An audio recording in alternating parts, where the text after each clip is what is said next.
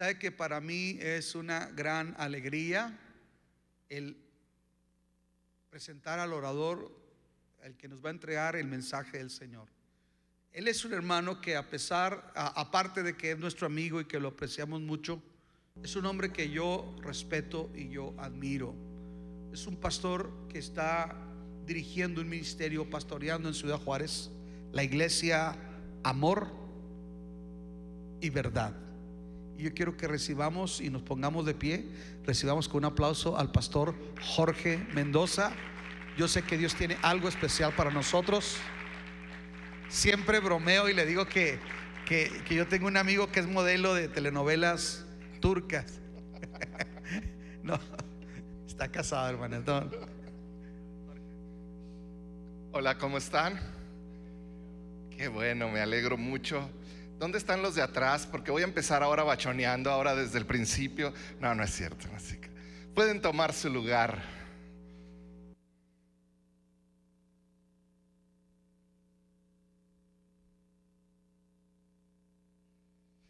Muy bien. ¿Cuántos están listos para lo que Dios tiene para ustedes el día de hoy?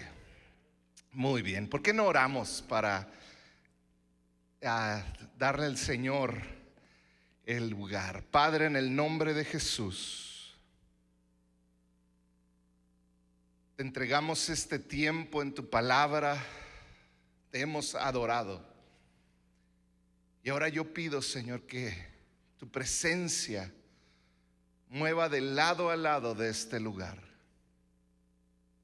Espíritu Santo, haz una obra en cada uno de nosotros. Tu presencia nos cambie. Y especialmente, Dios, yo pido que el día de hoy tomes mis palabras y que puedan abrir nuestros ojos espirituales a la realidad que estamos viviendo. En el nombre de Jesús. Amén y amén. El día de hoy yo quiero hablarte de un tema que durante el año pasado Dios estuvo taladrando en mi corazón. Cada día, cada mes del 2023, Dios estuvo hablándome acerca de este tema. Y ya para final de año Dios me permitió, ahí en la iglesia que Dios nos permite pastorear, formar una serie. Y hoy yo te quiero hablar de esto que Dios estuvo taladrando en mi corazón.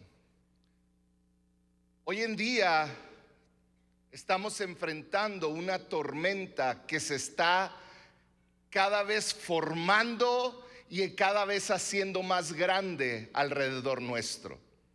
Es una tormenta en lo espiritual, pero que ya podemos ver su efecto en todo nuestro alrededor, en nuestra cultura, en nuestra sociedad, en las familias.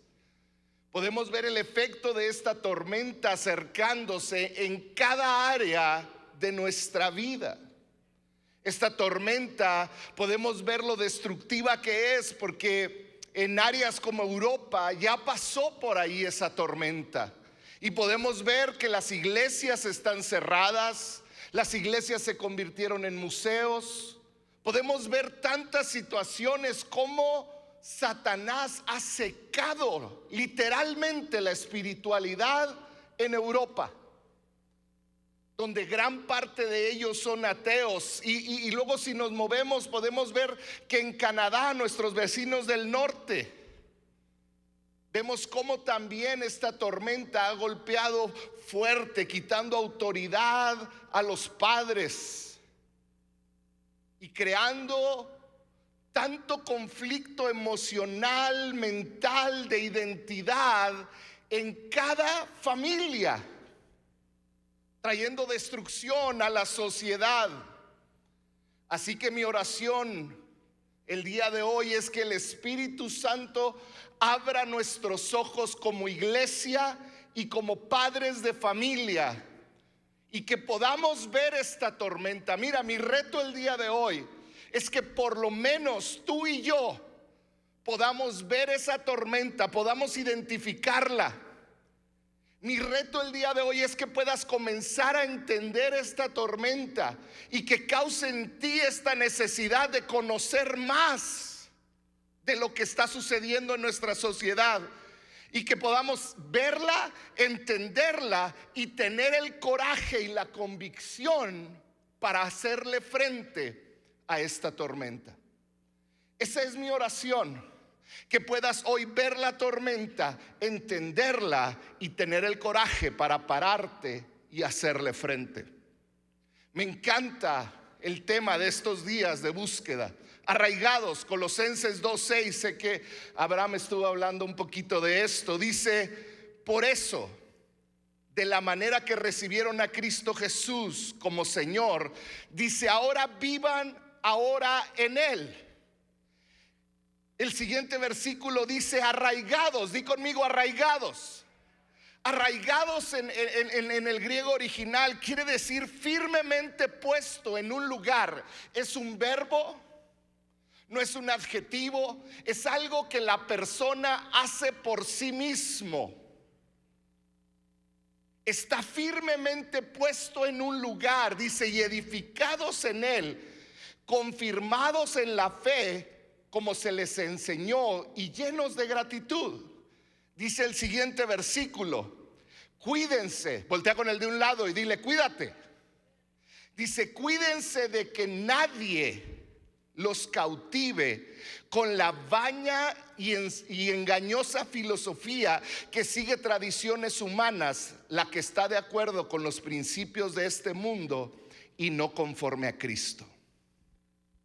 Lo que hoy yo te voy a hablar tiene mucho que ver con este tema de arraigados, porque tenemos que estar arraigados, posicionarnos intencionalmente firmes en una iglesia bajo la autoridad de un líder, de un pastor, posicionarnos en su presencia, en conocimiento de su palabra, estar firmes para, fíjate bien lo que dijo ahí en Colosenses Pablo, para no ser engañados, para que nadie cautive tu atención con vana y engañosa filosofía. Jesús mismo en Mateo 24:4 dijo: tengan cuidado que nadie los engañe. ¿Qué quiere decir? Que una de las artimañas principales, una de las formas principales que Satanás utiliza para desviarnos es el engaño. Es el engaño. Hoy te quiero hablar de dos conceptos que quiero que memorices, porque los vas a empezar a escuchar cada vez más y más. El primero va a aparecer en las pantallas, se llama secularización. Di conmigo secularización. Está larga la palabra, pero secularización es el desplazamiento, fíjate bien esto, es el desplazamiento del cristianismo de nuestra cultura y nuestra sociedad. Es algo que hoy en día está sucediendo aquí en El Paso, Texas. Diariamente nuestra cultura está desplazando el cristianismo, la validez, la profundidad, el valor de la palabra de Dios. Es algo que estamos enfrentando hoy en día. El segundo concepto que quiero que te empieces a familiarizar con él es la palabra sincretismo. No sé si lo habías escuchado antes, pero sincretismo es el querer juntar o reconciliar lo que Dios ama, lo que Dios quiere, con lo que Dios prohíbe. Te lo voy a tratar de explicar de otra manera. Es tratar de que convivan lo puro y lo impuro en un mismo lugar. Es tomar lo que Dios ama y quererlo juntar con lo que Dios aborrece. Tanto la secularización como el sincretismo son dos cosas que estamos viendo latentes en nuestra sociedad, en nuestra política, en nuestras familias, crecer. Empiezan a sacar a Dios y empiezan a decir: bueno, es que no es tan malo, es que vivimos en otros tiempos, es que ahora las cosas son distintas. ¿A cuántos les han dicho algo así? Nos han dicho: es que ya las cosas son diferentes. Hoy lo que yo te quiero hablar, debemos de tener bien claro algo. Lo que hoy te vengo a hablar no es para venir a atacar a personas, es para despertarte a ti como iglesia y como padre de familia. Efesios 6:12 dice: porque nuestra lucha no es contra seres humanos, dice la Nueva Versión Internacional, sino contra poderes, contra autoridades, contra potestades que dominan este mundo de tinieblas, con fuerzas espirituales malignas en las regiones celestes. Nuestra batalla no es contra personas, nuestra batalla es espiritual. Y es algo que creo firmemente que la iglesia ha dejado de hacer.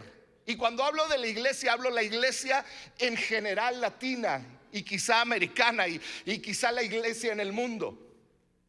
Tenemos que volver a luchar. Quiero tomar estos siguientes minutos, una historia que viene en el libro de Reyes.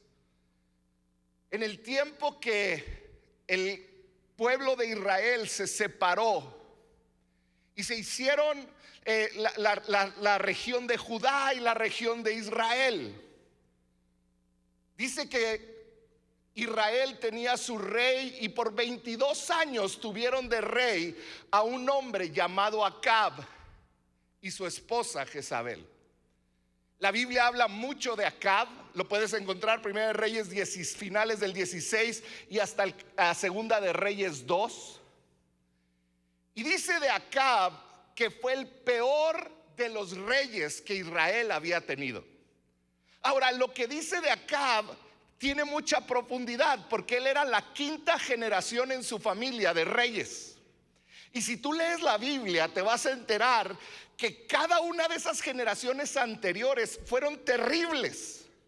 Todos los reyes del cual descendía Acab fueron terribles reyes, pero ninguno como Acab.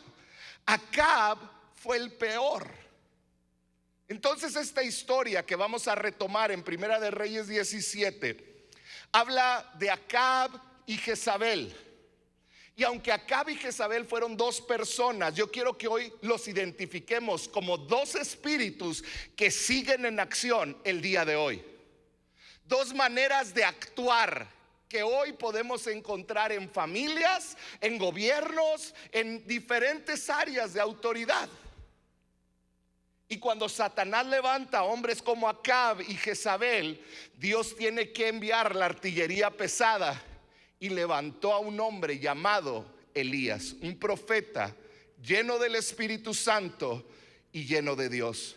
Acab y Jezabel. Acab era un hombre, apréndetelo bien, era un hombre pasivo, era un hombre irresponsable. Acab era pasivo e irresponsable. Y yo cuando leía esto, yo me ponía a pensar, ¿cómo es que si era pasivo, la Biblia escribe de él que fue el peor rey de Israel? Pues si nomás estaba dejando pasar las cosas.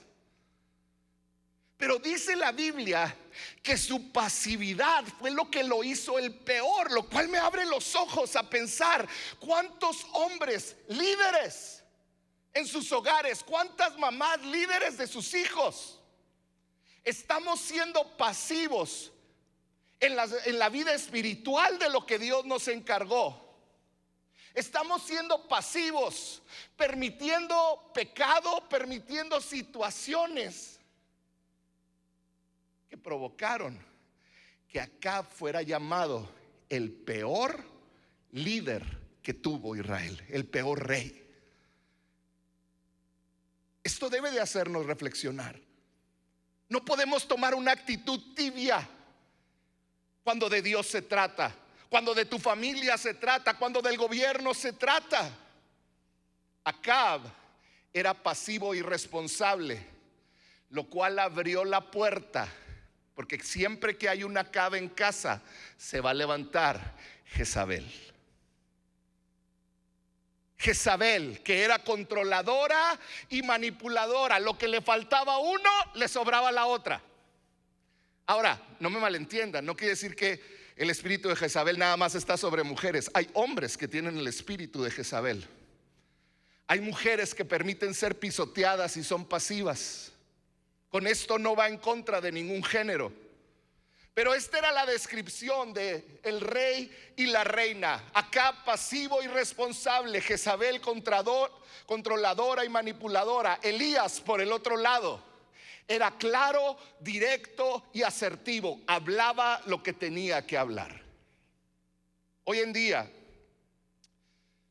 vivimos en un mundo que se habla de la tolerancia. Desde que yo salí de la universidad, desde que yo estaba en la universidad hace algunos añitos, yo estudié aquí en la Universidad del Paso, en UTEP, Go Miners. Y recuerdo que empecé a ver situaciones que cambiaban el ambiente entrando a la biblioteca. Y desde ese entonces nos comenzaron a hablar de tolerancia. Tienes que ser tolerante. Y hoy quiero nada más, este es otro tema, pero nos han pedido que seamos tolerantes, pero tolerancia no es una característica que existe en Dios. Dios no es tolerante porque tolerancia nunca termina. Hace años nos decían que fuéramos tolerantes porque veíamos ciertas cosas. Hoy esas cosas, 20, 30 años después, son chistes. Porque la tolerancia va ganando espacio, porque tolerancia nunca termina. Dios no es tolerante, Dios es paciente.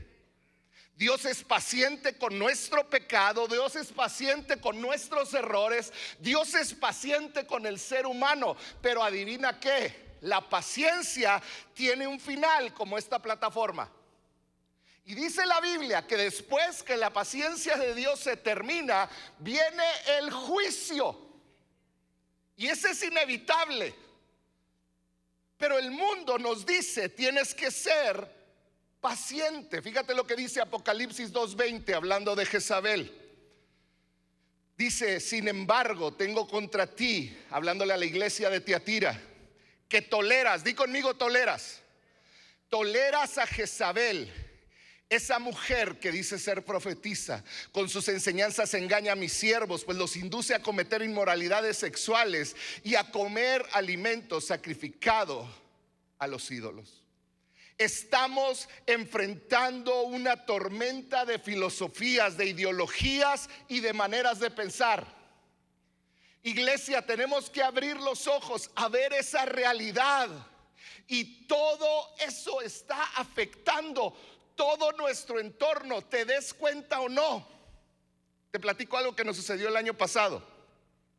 Como iglesia, cada año en el mes de julio tenemos una semana completa donde nuestros adolescentes se quedan en la iglesia y en la semana van a la alberca, a patinar, al cine, los llevan a diferentes lugares, pero también reciben predicación. El año pasado estuvo el pastor Alba, estuvo Sani y algunas otras personas que invitamos. Y uno de los temas una noche que se iba a tratar, siendo jovencitos de 12 a 15 años, era la sexualidad. Mi esposa se empezó a preparar mucho para hablarle a las jovencitas y jovencitos acerca de la identidad de género y de todo esto que se está hablando, todos los diferentes tipos de identidades y cómo les afecta. Y mi esposa se dio un clavado en todo esto, preparó toda una presentación, se paró enfrente de niños de 12, 13, 14 y 15 años. Y mi esposa creyó que les iba a enseñar algo. Y les dijo, ustedes saben, y ellos le dijeron todo. ¿Sabes qué es lo que más aterrorizó a mi esposa y a mí? Es que lo hablaron desde la tolerancia. Nuestros jovencitos, nuestros niños están siendo aleccionados sin que nosotros nos demos cuenta por estos aparatos, al grado que ellos decían, sí, es normal. Jovencitos en Ciudad Juárez, ni siquiera aquí en El Paso, Aquí están como 200 metros más avanzados porque ya cruzaron el charco. Pero fue impresionante ver que ellos conocían y que ellos justificaban de cierta manera, a pesar de que la mayoría de ellos crecieron en la iglesia. Esto me lleva a decirte algo, iglesia: las concesiones que demos hoy en nuestra casa van a ser nuestra cárcel mañana. Las concesiones que demos hoy en nuestro hogar, en la iglesia, en la escuela, van a ser nuestra vergüenza el día de mañana. Ser tolerante y ser paciente no es lo mismo. No podemos ser tolerantes como iglesia, como familia. No podemos tolerar el pecado y acariciarlo y hacer como que no pasa nada con el fin de incluir a otros.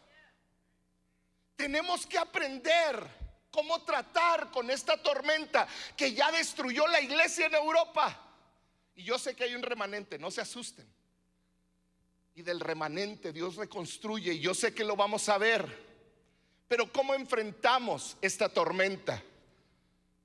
Elías, Dios lo vivió un tiempo de separación. Si tú lees la historia ahí en Primera de Reyes 18, vas a ver que Dios lo mandó al arroyo de Querit para ser separado. Él tuvo un lugar donde se encontró con Dios. Por eso es tan importante estos tiempos. Gracias, pastores, por hacer estos llamados, donde fue llamado a adorar de nuevo a Dios, a conectar con Dios y a reconocer que Dios es suficiente.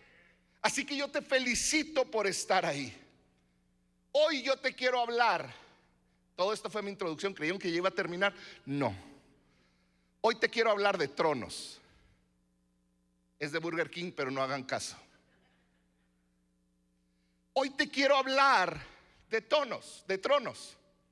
Cuando escuchas la palabra trono, ¿qué es lo primero que viene a tu mente? Vienen a nuestra mente épocas pasadas donde había reyes, monarquías que gobernaban sobre un pueblo. Yo veo el trono como la fuente de poder de una persona. Si tú ves las películas o lees la historia en el pasado, te vas a dar cuenta que el hecho de que un hombre se sentara en el trono, un hombre y una mujer se sentaran en el trono, implicaba que ellos tenían autoridad. En lo espiritual, un trono representa autoridad.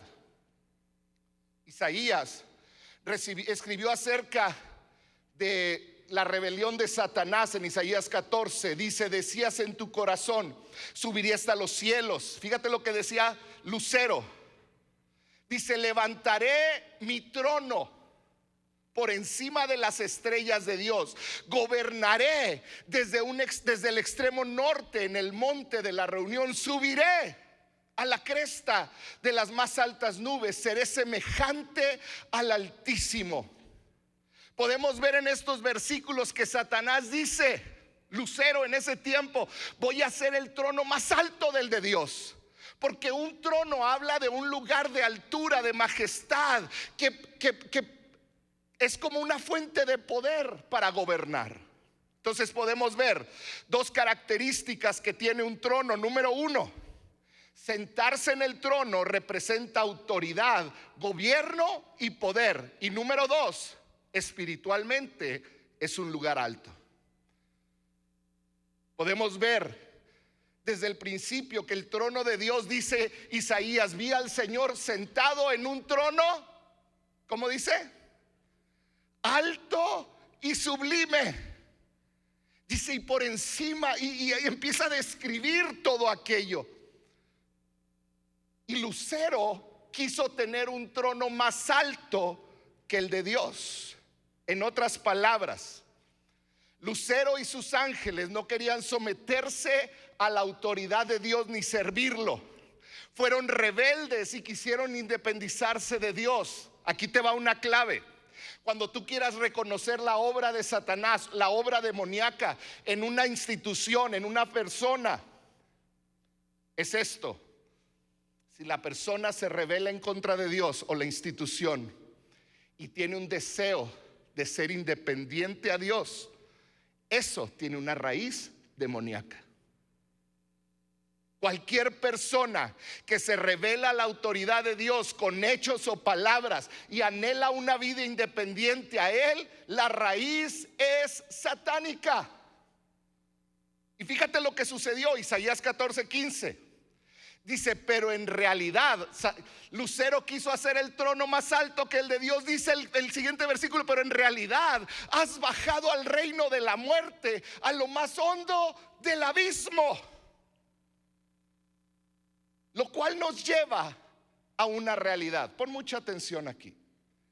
Tú y yo, la raza humana, vivimos entre dos tronos. Un trono alto y sublime y uno que está en el abismo. Y nosotros como seres humanos estamos en medio. Primera de Reyes 22:19, hablando del trono de Dios, dice, vi al Señor sentado en su trono con todo el ejército del cielo alrededor de Él, a su derecha y a su izquierda. Tú y yo vivimos entre el trono de Dios y el falso trono de Satanás. No sé si me pueden poner, ahí está eso. Tú y yo vivimos entre esos dos tronos. No me quiten esa, déjenmela ahí un ratito.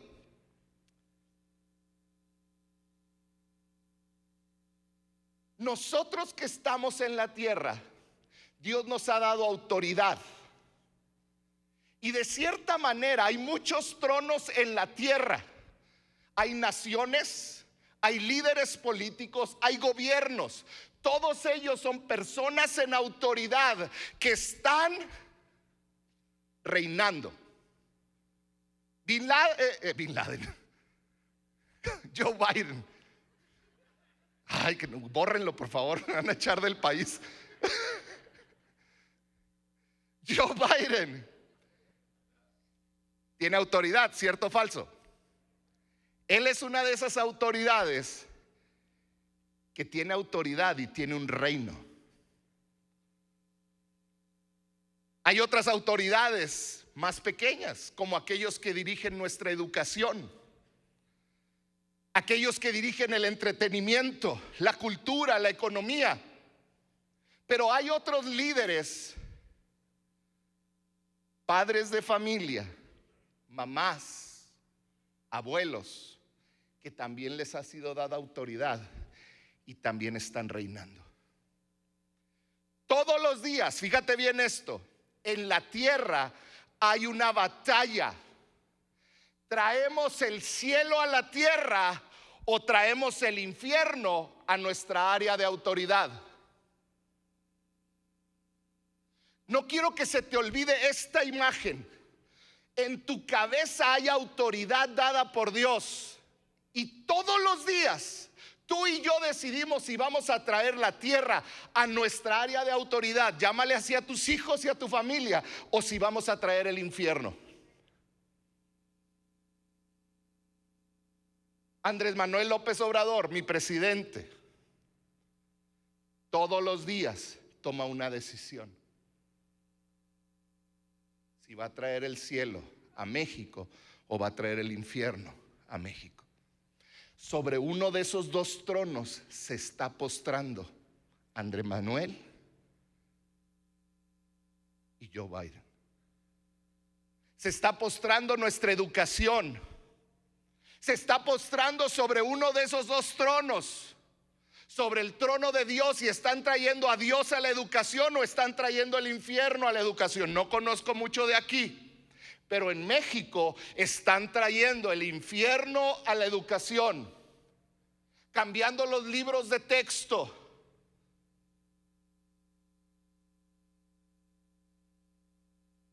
Y aquí sacando a Dios de las escuelas.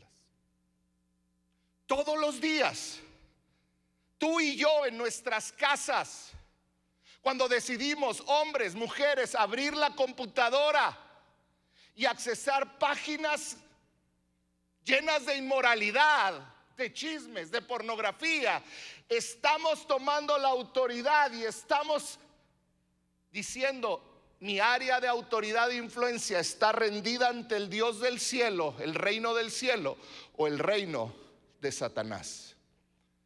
Hay una batalla todos los días en las naciones, países y gobiernos. Hay una batalla en tu familia, en tu matrimonio. Nos ponemos bajo el trono de Satanás o bajo el trono de Dios cada día. Cada día. Es fácil verlo. Tú quieres ver una película y hoy en día no hay película que no incluya una escena de una mujer con otra mujer, de un hombre con otro hombre, de una relación. Hasta las de niños. Todos los días lo podemos ver.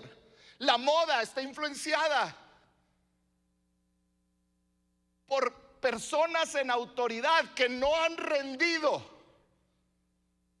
su área de influencia a Dios. Familias, matrimonios, individuos, todos estamos en la misma situación.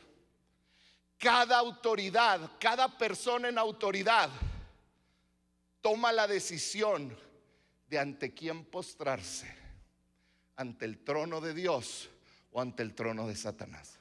No hay de otra. La persona en autoridad va a ser llena del Espíritu Santo o llena de un espíritu inmundo. No hay de otra. Las personas en autoridad con su trono van a hacer avanzar el reino de Dios o van a hacer avanzar el reino de Satanás. No hay de otra. ¿Y sabes qué es lo que más me duele de todo esto? Que hay una gran cantidad de reyes y de reinas que Dios levantó en las iglesias, incluidos pastores, que estamos dormidos, pasivos como Acab. Y el resultado de esto es todo lo que hemos estado viviendo en nuestra sociedad y que parece que no lo detiene nada. Iglesia, necesitamos tomar autoridad sobre lo que Dios nos ha dado. Pastor, necesitamos tomar autoridad sobre El Paso, Texas. Como iglesia necesitamos tomar autoridad. Necesitamos recuperar esa autoridad. Vamos de regreso a la historia de Israel. El trono de Israel fue creado para estar bajo la influencia y autoridad de Dios. Pero un rey llamado Acab cambió y se postró ante el reino del infierno. Acab se rindió ante el reino equivocado y causó destrucción. Porque cuando tú te rindes ante el reino de Satanás, la cultura del infierno comienza a reinar. Y en la cultura del infierno glorificas el sexo y causas la muerte de niños. Es la historia de toda la Biblia y de la humanidad. Cuando tú glorificas el sexo, trae muerte a niños. Ve la cantidad de abortos, más de 19 millones de abortos. Ninguna guerra trae tal cantidad de muertos. Y la iglesia, porque nos van a cancelar. Cuando yo prediqué esto en la iglesia, me dijeron: van a bajar el video del internet. Y dije: te reprendo, Satanás. Le dije que no lo quiten, pero yo no voy a dejar de hablar lo que Dios quiere que hable. Iglesia, no podemos dejar de hablar. Si nos van a cancelar, que nos cancelen. Pero la iglesia tiene que volver a luchar por establecer el reino de Dios. La responsabilidad de Acab como rey, pónganme la que sigue, donde dice influencia de Dios, influencia demoníaca. La responsabilidad de Acab como rey era obedecer y ser fiel a Dios y su palabra, pero no lo hizo. ¿Y sabes qué causó en el pueblo? Confusión. ¿Sabes qué causa en el pueblo, en la ciudad, cuando la iglesia de Cristo? ¿Han visto el meme de Homero Simpson que se mete detrás de las? ¿Sí lo han visto? Así le hemos hecho a la iglesia cuando estos temas se tienen que tratar. ¿Y sabes qué es lo que genera en la sociedad? Confusión. Ah, caray. Entonces, ¿qué está pasando? Acab tenía esa opción: me rindo ante la influencia de Dios o la influencia demoníaca. Vamos a leerlo, Primera de Reyes 18:21. Dice: Elías se presentó ante el pueblo. Fíjate, llega el profeta. Este es el momento donde se va a enfrentar a los 450 profetas de Baal y los 400 de Acera, que ahí estaban escondidos, ante el ejército del rey y la reina, ante el rey que estaba ahí. Elías se presentó ante el pueblo y dijo: ¿hasta cuándo van a seguir indecisos? Fíjate esta pregunta. Si el verdadero Dios es el Señor, deben seguirlo, pero si es Baal, síganlo a él. El pueblo no dijo ni una palabra. Yo creo que así describiría al pueblo de Dios el día de hoy: indecisos. Indecisos.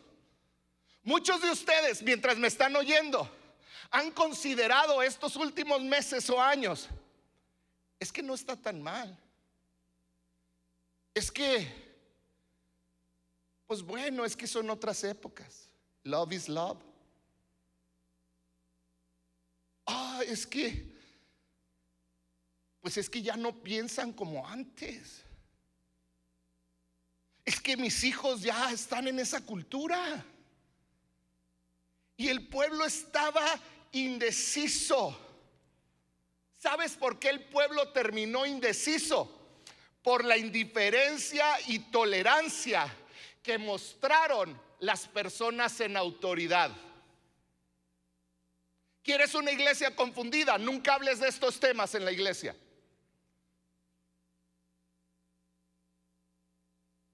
Hay una historia que les recomiendo, un libro. De aquí saqué algunas cosas. Se llama La tormenta que se avecina, de Albert Mohler. Es un teólogo. Y cuenta la historia de Canadá hace 10 años. Y dice ahí en esa historia que una niña de 12 años comenzó a tener problemas con disforia de género. Ahorita te voy a decir qué es disforia de género. Y ella comenzó a batallar y le dijo a sus maestros, porque ella se sentía hombre. Y la psicóloga de la escuela le recomendó que empezara con un tratamiento hormonal. Para hacerte el cuento corto, llegó hasta la corte. Y en la corte le dijeron al papá que se oponía a esto: usted en este momento le quitamos los derechos sobre su hija y los toma el gobierno. Y a los 13 años comenzaron a darle hormonas para el cambio de sexo. Creo que fue en el 2013, si no me equivoco. Canadá. Y tú dices, volteen para el norte y digan: qué bárbaros. Pocos meses atrás, el estado de Washington, en Estados Unidos, pasó el proyecto de ley SB 5595. Pónganmelo ahí, por favor. Es la que sigue. Tiene verde. Si no quieren, no me la pongan. ¿No está? ¿No? Me equivoqué yo. Búscalo en el internet. Proyecto de ley SB 5595. Habla de la disforia de género. Es un proyecto de ley que ya está siendo autorizado en uno de los estados con una de las ciudades con mayor perversión y libertinaje, que es Seattle, Washington. Disforia de género es cuando tu mente no es congruente con cómo te ves, con tu fisonomía. Busqué qué quería decir disforia de género. Ese no es un concepto cristiano que creó un pastor o un teólogo. Ese está sacado de la página de Planned Parenthood, que son los principales en aborto. Y ellos escribieron en su página, yo tengo la página si a alguien la gusta, lo que quería decir disforia. Lo voy a leer. La palabra disforia quiere decir molestia, desazón, pena difícil de soportar o estado de ánimo de tristeza, ansiedad o irritabilidad. Su opuesto es la euforia, o sea, es de tristeza. La disforia de género es como se conoce a la angustia, ansiedad, depresión, tristeza, confusión, malestar, incomodidad, desagrado hacia el cuerpo, entre otras, que muchas personas sienten cuando su cuerpo no corresponde con su identidad de género. Es decir, cuando por dentro se sienten de una manera, por ejemplo como hombre, pero su cuerpo tiene órganos sexuales y otras características como la voz y el pecho diferentes, por ejemplo, femeninas. Eso es disforia de género. Alguien que siente, y lo has oído hoy en día muchas veces, que se siente atrapado en un cuerpo que no le corresponde. Eso es disforia de género. Te voy a leer lo que dice la ley SB 5595, que está por ser aprobada ya en uno de los estados, y cuando se apruebe allá se va a venir a los demás. Si tu hijo tiene disforia de género, tú como padre del niño le tienes, pon mucha atención en las frases, le tienes que dar bloqueadores de pubertad, tratamiento hormonal y comenzar el proceso de cambio de sexo. Le tienes. Si el padre no hace esto, el gobierno puede quitar a los padres sus derechos como padres y el Estado los toma. No tengo tiempo para explicarte lo que son los bloqueadores de pubertad, pero es como castrar a un niño, es robarle su identidad con la que Dios lo creó. Y mientras sigamos como papás y como iglesia justificando esto va a llegar mucho más allá. Días antes de que se votara esta ley en Washington, salió un estudio médico que se publicó en la National Library of Medicine.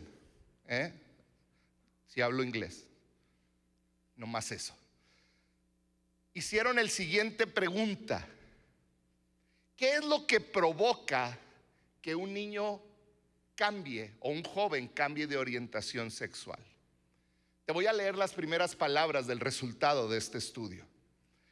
Estudios epidemiológicos encontraron una relación directa, fíjate bien esto, entre el abuso físico y sexual, abandono y violencia durante la niñez y la sexualidad no heterosexual. En otras palabras, que un abuso sexual, golpes, violencia, ha causado en la mayoría de ellos esta confusión en su mente. Eso no lo digo yo. El estudio publicado por este órgano sacó esta resolución. En otras palabras, casi todas las personas con disforia de género sufrieron alguna clase de abuso físico o sexual. ¿Y sabes cuál fue la respuesta del gobierno de Estados Unidos ante esto? Que les cambien de sexo. ¿Qué vamos a hacer, iglesia? Esto es algo demoníaco. Vamos a la Biblia, porque quiero terminar. Si me ayudan con el piano. Primera de Reyes 18:20. Dice así: Acab convocó en el monte Carmelo a todos los israelitas y a los profetas. El monte Carmelo, Acab convocó ahí por una razón. Era considerado el trono de Baal y de Acera. Era ahí donde adoraban a Baal. Era el centro de poder de Baal y de Acera. Y Acab convocó ahí a la reunión. 21, Elías se presentó ante el pueblo y dijo: ¿hasta cuándo van a seguir indecisos? Si el Dios verdadero es el Señor, deben seguirlo a Él. Pero si es Baal, síganlo a Él. El pueblo no dijo ni una sola palabra. Elías estaba diciendo: no hay gris en cuanto a seguir a Dios. Es blanco o negro. Escúchalo bien. No hay un gris cuando sigues a Dios. No hay tibieza. Jesús dijo: al tibio lo vomito. Hay bueno y malo. Hay santo y demoníaco, hay vida y hay muerte. No hay puntos medios, iglesia. No lo hay. Entonces Elías añadió: yo soy el único que ha quedado de los profetas del Señor. En cambio, Baal cuenta con 450 profetas. Tráiganos 2 novillos, que escojan ellos uno, lo descuarticen y pongan los pedazos sobre la leña, pero sin prenderle fuego. Yo prepararé el otro novillo y lo pondré sobre la leña, pero tampoco le prenderé fuego. Entonces invocarán ellos el nombre de su Dios, y yo convocaré el nombre del Señor. El que responda con fuego, ese es el Dios verdadero. Y todo el pueblo estuvo de acuerdo. Entonces Elías, dale un aplauso al Señor. Entonces Elías dijo a los profetas de Baal: ya que ustedes son tantos, escojan uno de los novillos y prepárenlo primero. Invoquen luego el nombre de su Dios, pero no prendan fuego. Los profetas de Baal tomaron el novillo que les dieron y lo prepararon. Invocaron el nombre de su Dios desde la mañana hasta el mediodía. Baal, respóndenos, gritaban, mientras daban brincos alrededor del altar que habían hecho. Pero no se escuchó nada, pues nadie respondió. Versículo 27. Al mediodía, Elías, siendo de Juárez y El Paso, comenzó a burlarse de ellos. Griten más fuerte, decía. Seguro que es un Dios, pero tal vez está meditando o está ocupado, anda de viaje o está en el baño. No lo pusieron ahí, pero a lo mejor se ha quedado dormido y hay que despertarlo, les decía. Comenzaron entonces a gritar más fuerte, y como era su costumbre, se cortaron con cuchillos y lanzas hasta quedar bañados en sangre. Pasó el mediodía y siguieron en este trance profético hasta la hora del sacrificio vespertino. Y fíjate cómo termina. Pero no se escuchó nada, pues nadie respondió ni prestó atención.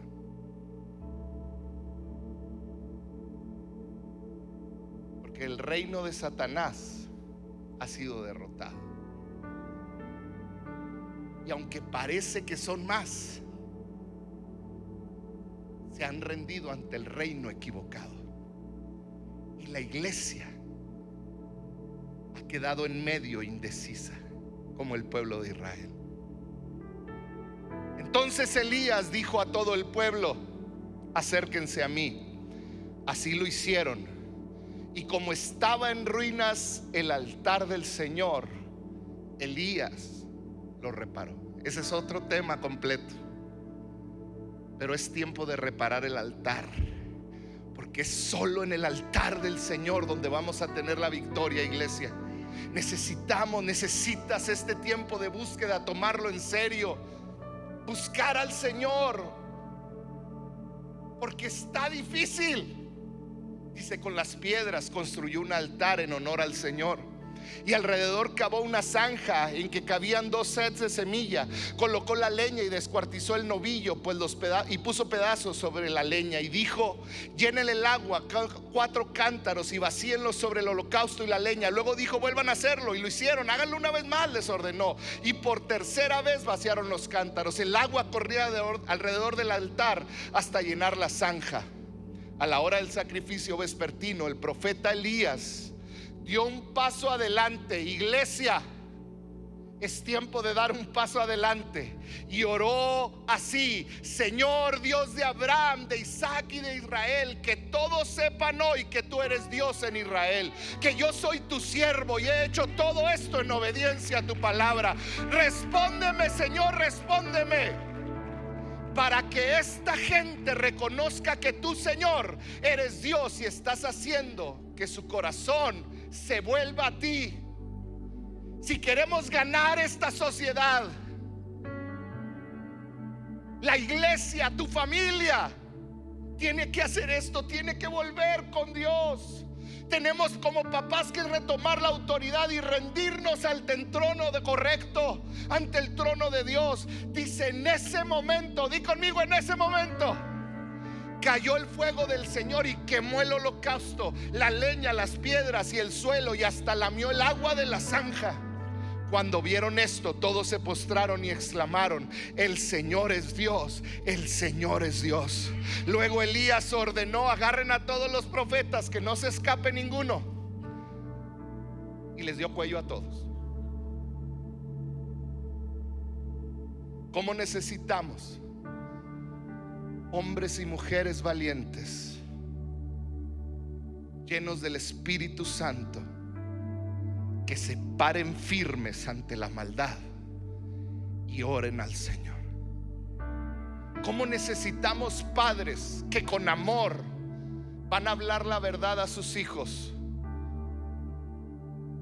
Si en tu casa hay una situación difícil, porque están enfrentando problemas, no es tu lucha contra tu hijo o tu hija. No pelees con ella, con él. Ora, pide consejo, busca ayuda, pero párate firme en la verdad del Señor. ¿Es bueno o es malo? Elías se enfrentó a todo esto y permaneció fiel. Termino con esto. Si me ponen la que está los reyes, esa mera. Papá, mamá, que estás aquí, Dios te dio autoridad sobre tu familia. Eres un rey y una reina. ¿Bajo la autoridad de qué trono has estado? ¿Ante qué trono te has estado postrando? ¿Ante aquel trono que está en el abismo, en oscuridad y muerte, o ante el trono de Dios? ¿Ante qué trono te has estado rindiendo?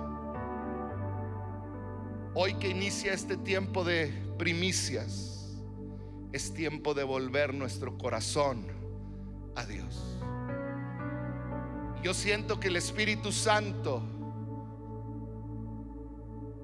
me hace tomar estas palabras que Elías le dijo al pueblo.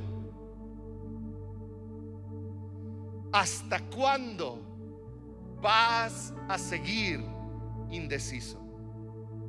¿Hasta cuándo vas a seguir con un pie aquí y otro allá, tratando de malabarear una doble vida? ¿Hasta cuándo van a seguir pagando tus platos rotos, tus hijos, tu descendencia? ¿Hasta cuándo vas a seguir indeciso? ¿Hasta cuándo vas a seguir tratando de juntar lo que Dios ama con lo que Dios aborrece? ¿Hasta cuándo vas a vivir en sincretismo, juntando lo que Él aborrece con lo que Él ama y creyendo que pueden coexistir en tu hogar, en la iglesia? Hoy el llamado es: decide a quién vas a seguir y toma tu familia y síguelo con pasión. ¿Por qué no cierras un momento tus ojos?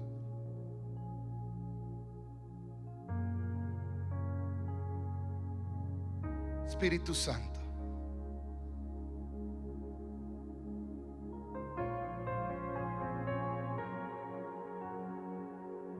yo pido que abras nuestros ojos,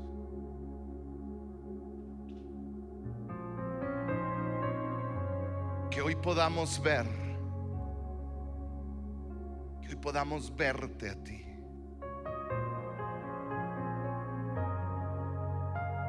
A lo mejor el altar en tu casa ha estado destrozado. El altar en tu vida ha estado destrozado, en ruinas. Es tiempo de reconstruirlo. Termino con este llamado.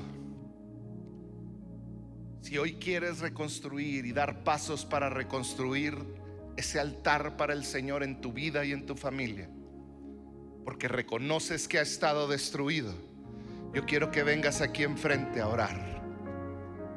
Ven, no tardes. Ven y dile: Señor, reconozco que necesito reconstruir. Mientras los muchachos cantan una canción, ven enfrente y ora así: Señor, ora que te atabas.